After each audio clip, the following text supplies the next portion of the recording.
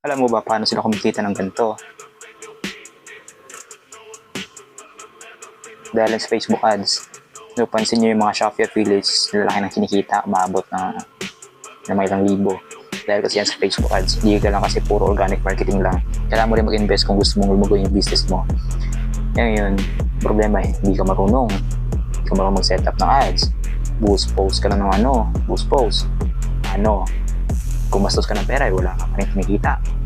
Wala pa rin sale, nasayang lang yung binabayad mo. Ito, meron kaming free webinar or free courses. Free, completely free, pero may option kang mag-upgrade. Message ka sa akin kung paano gusto matutunan yon, and also kita-kits tayo doon. Huwag ka magpapahuli kasi konti lang yung stats namin.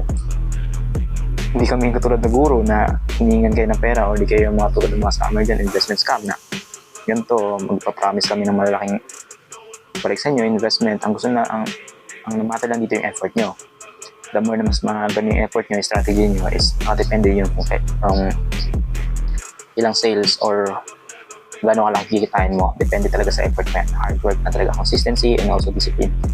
Gusto mong sumali, message ka lang sa akin, and also don't forget to follow para any tips.